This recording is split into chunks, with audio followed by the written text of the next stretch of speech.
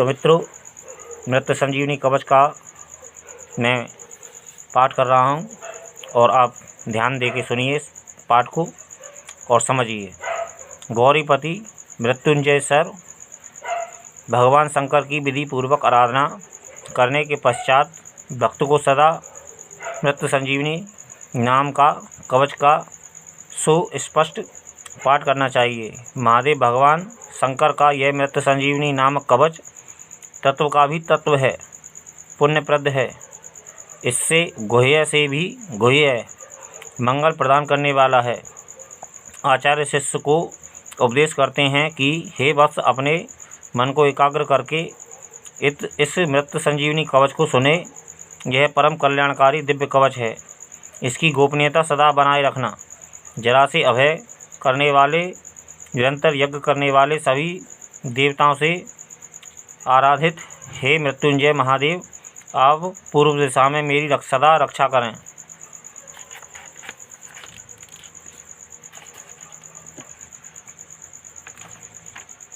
अभय प्रदान करने वाली शक्ति को धारण करने वाले 3 मुखों वाले तथा 6 भुजाओं वाले अग्नि रूपी प्रभु सदाशिव अग्निकोण में मेरी सदा रक्षा करें।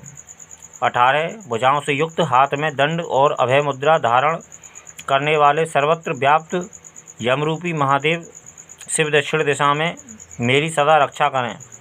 हाथ में खड़ंग और अभय मुद्रा धारण करने वाले धैर्यशाली दैत्यों गणों से आराधित रक्षो रूपी महेश नेतृत्व कोण में मेरी सदा रक्षा करें।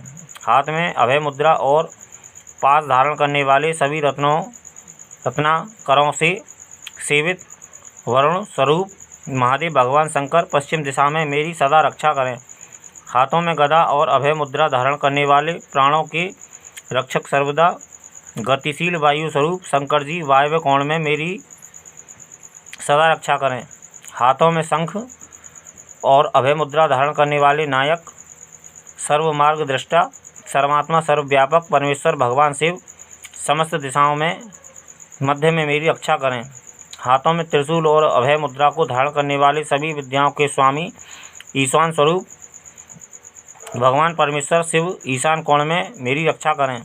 ब्रह्म रूपी शिव मेरे ऊर्ध्व भाग में तथा विश्वात्मक स्वरूप शिव अधोभाग में मेरी सदा रक्षा करें।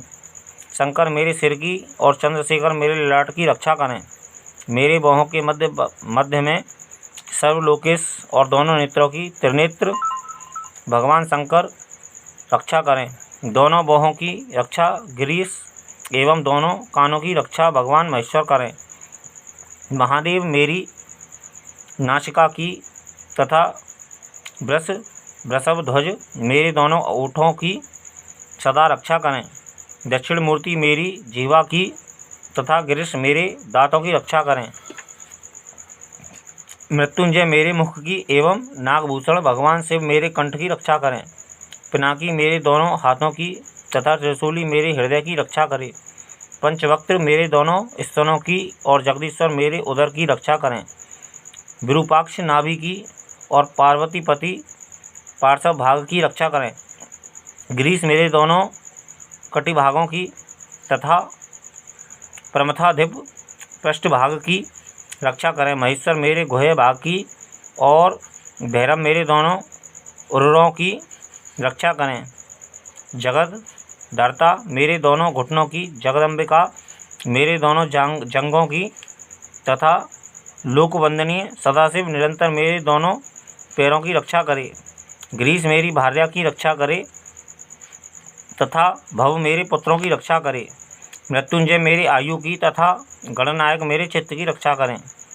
कालों के काल सदा से मेरे सभी अंगों की रक्षा करें।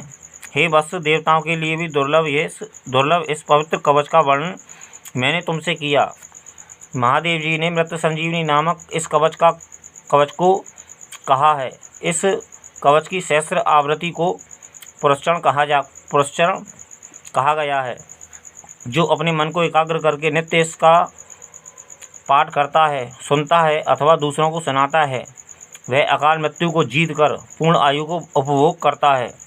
जो व्यक्ति अपने हाथ से मरणासन व्यक्ति के शरीर का स्पर्श करते हुए इस मृत संजीवनी कवच का पाठ करता है उसको आसन मृत्यु प्राणी के भीतर चेतना आ जाती है, फिर उसे कभी आदि व्याधि नहीं होती। यह मृत संजीवनी कवच काल के गाल में गए हुए व्यक्ति को भी जीवन प्रदान कर देता है और वह मनोबोत्तम अणिमा आदि गुणों से युक्त ऐश्वर्य को प्राप्त करता है। युद्ध आरंभ होने के पूर्व जो इस मृत संजीवनी कवच का 28 बार पाठ करके रणभूमि में उपस्थित होता है, वह उस समय सभी शत्रुओं से अदृश्य रहता है। यदि देवताओं के भी साथ युद्ध छिड़ जाए तो उसमें उसका विनाश ब्रह्मास्त्र भी नहीं कर सकते हैं। वह विजय प्राप्त करता है। जो प्रातःकाल उठकर इस कल्याणकारी कवच का सदा पाठ करता है उसे इस लोक में तथा परलोक में अक्षय सुख प्राप्त होता है। वह संपूर्ण व्याधियों से मुक्त हो जाता है। सब प्रकार के रोगों शरीर उसके शरीर से भाग जाते हैं। वह अजर अमर होकर सदा के लिए 16 वर्ष वाला व्यक्ति बन जाता है। इस लोक में दुर्लभ भोगों को प्राप्त कर संपूर्ण लोकों में विचरण करता रहता है। इसलिए इस महागोपनीय कवच को मृत संजीवनी नाम से कहा गया है। यह देवताओं के लिए भी दुर्लभ है। इस प्रकार महर्षि वशिष्ठ विरचित मृत संजीवनी कवच संपूर्ण हुआ। तो मित्रों, मैं यही कहूँगा कि यह कवच अपने आप में बहुत दुर्लभ है और मेरा ऐसा मानना है कि इस कवच का जो व्यक्ति पाठ करता है या फिर इस कवच को सिद्ध करता है उसके लिए यह एक वरदान है महादेव का। और महादेव तो वैसे भी दया के सागर हैं और ऐसा कहा भी जाता है शास्त्रों में कि महादेव जैसे वर ना तो कोई देता है और ना ही दे सकता है। कथा में आता है, आपने सुना होगा कि भस्मासुर को क्या वर दिया था और हरि ने उनके साथ में फिर हरि ने उस भस्मासुर का कैसे अंत कराया।